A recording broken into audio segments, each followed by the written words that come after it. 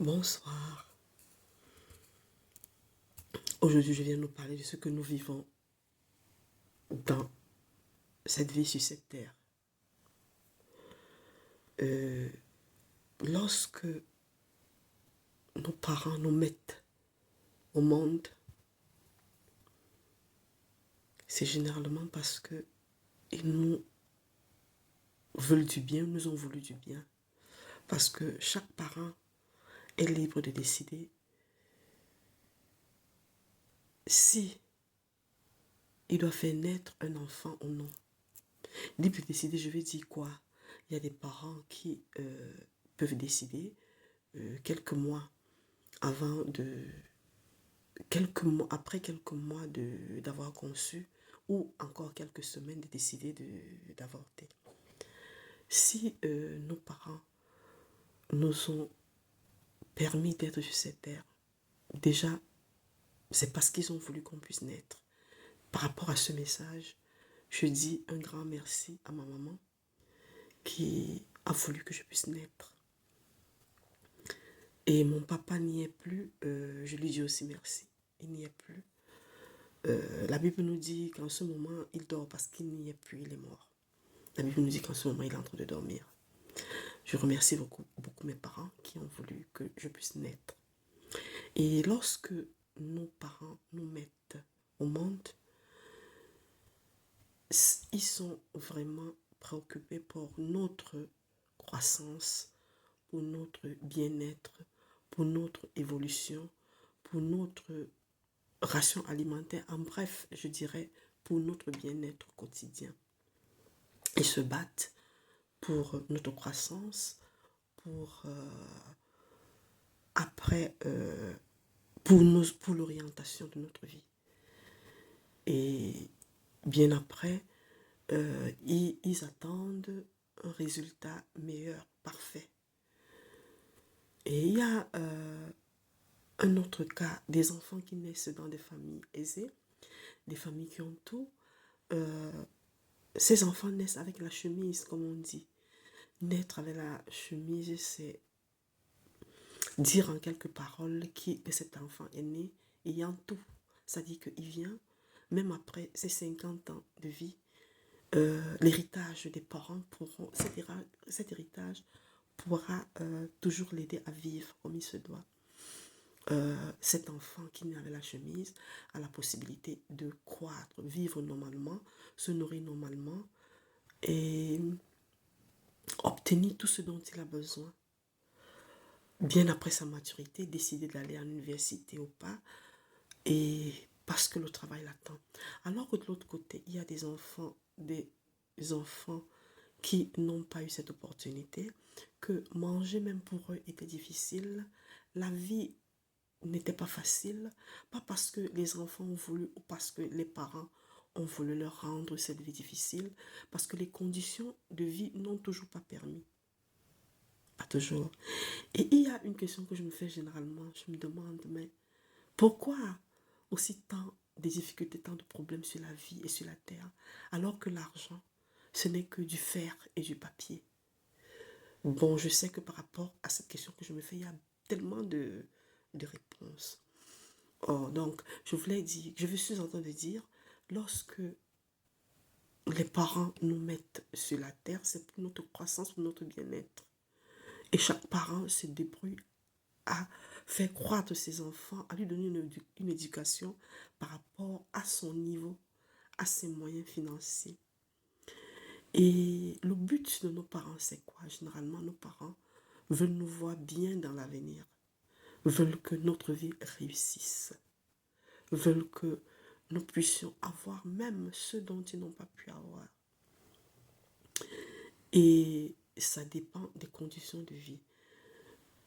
Ces enfants qui naissent sans avoir une chemise sur eux, lorsqu'ils ont fini leur école, beaucoup n'ont même pas étudié, il faut chercher un emploi. Et il y a des moments où quelqu'un a fait sa formation, il va chercher l'emploi, il ne trouve pas l'emploi. C'est incroyable, pourtant vrai. On dépose des dossiers dans différents endroits et quelqu'un dépose ses dossiers dans différents endroits. pour avoir un travail, on ne réussit pas à l'appeler pour un emploi. Et il se trouve dans des situations où il ne sait comment faire. Il a étudié, il a fait une formation, il n'y a pas d'emploi. Et beaucoup disent qu'il faut être recommandé. C'est-à-dire qu'il faut que quelqu'un te tienne à la main et t'amène sur un endroit précis pour que tu puisses avoir un travail. Ou mieux t'installer dans la vie. Et lorsque nous avons le travail généralement, il y a aussi des possibilités de ne pas pouvoir aller plus en avant vers ce travail. Nous pouvons travailler et puis, paf, d'un coup le travail finit. Et quand le travail finit, la vie commence à être difficile. Et comme j'ai dit bien avant, il y a des gens qui, donc les parents n'ont pas eu la possibilité de les mettre dans un endroit précis, ont étudié, sont allés à l'université, ont eu leur diplôme et n'ont pas eu d'emploi.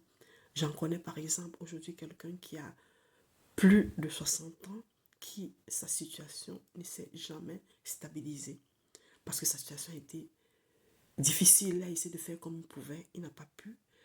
Et c'est par exemple un de ses petits frères qui de temps en temps lui venait en aide en lui trouvant des petits jobs, les travaux manuels. Ça, c'est quelqu'un qui a vraiment fréquenté. Et dans la vie, on peut aussi trouver ces gens qui sont nés avec la chemise, ayant grandi, ayant eu leur poste, leur travail, et que la vie est tellement belle, d'un moment, paf, tout se gâte.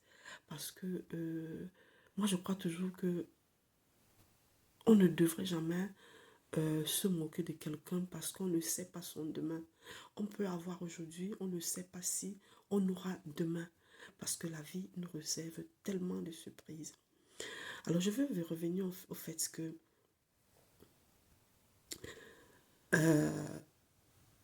l'être humain a un style de vie qui n'est pas tous les jours égal. Pendant un bon bout de temps, on peut vivre dans l'abondance et pendant un bon bout de temps, on peut vivre sans rien. Ça, ce sont les réalités de la vie. Et je prends un cas, il y a une dame qui avait un bon boulot, très bon boulot. J'ai suivi cette émission, l'émission d'une dame qui avait un très bon boulot. Cette femme n'avait pas d'emploi, n'avait pas d'enfant. Et à un moment donné de sa vie, elle a dû perdre son travail. Ayant perdu son travail, elle était dans une maison à location, ne pouvant plus payer son loyer. Elle a abandonné la maison. Et ne sachant où aller,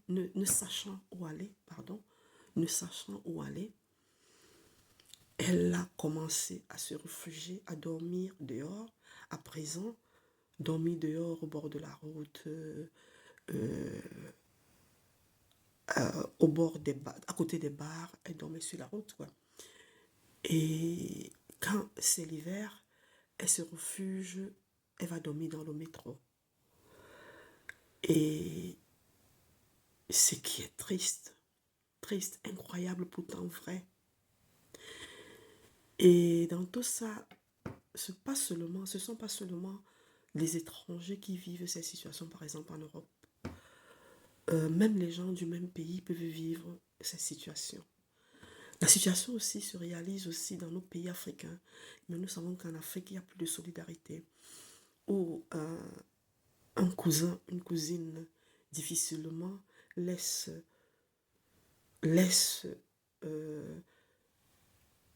sa personne de sang sur la route. C'est difficile en Afrique. Les cas sont rares, très rares. Et je vais en venir au fait que Lorsque nous vivons des situations difficiles dans nos vies, nous nous posons souvent beaucoup de questions. Pourquoi? Comment? Qu'est-ce que nous avons fait? C'est des questions que nous posons généralement. J'étais dans une église un jour, il y a un pasteur qui dit ceci, que les jeunes actuellement n'ont plus trop de patience.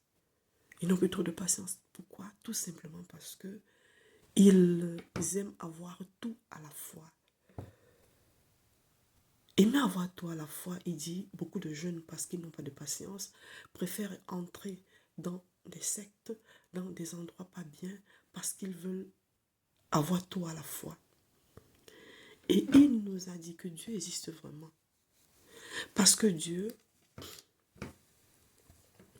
s'il décide de me donner, de te donner 80 ans de vie par exemple, et que toi, à 20 ans, tu veux déjà obtenir tout ce que tu peux avoir tout ce que tu pouvais avoir jusqu'à 80 ans, ça ne vaut pas la peine.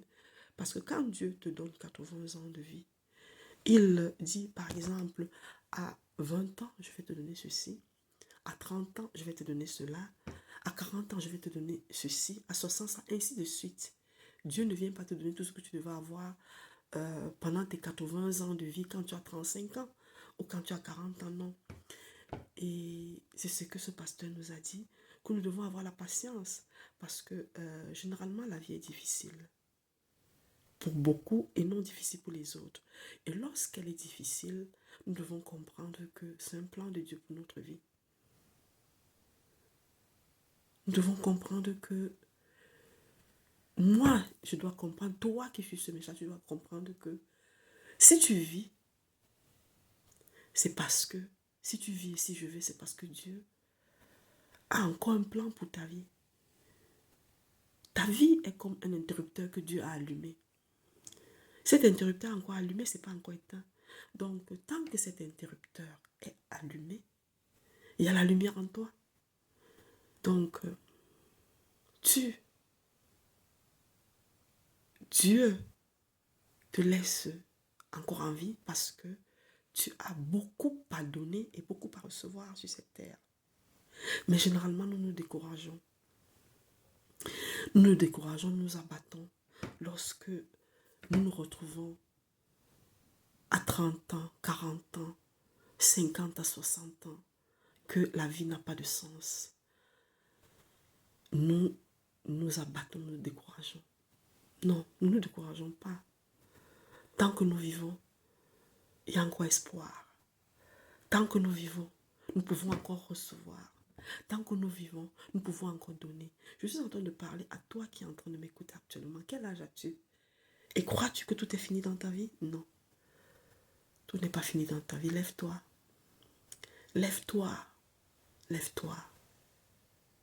Et batte-toi. Tu vas me demander comment vais-je me battre? C'est la question que tu vas me poser en ce moment. Je te dirai, mets tes genoux par terre. Parle à ton bon Dieu, au grand Dieu qui n'abandonne pas ses enfants, qui n'abandonne pas ses créatures. Je crois qu'il a un plan pour toi. Un plan qu'il suffit de croire. Il suffit d'avoir le courage de te lever le matin et jeter tous les soucis. Croire que tu peux réussir. Croire que tu peux encore aller en avant.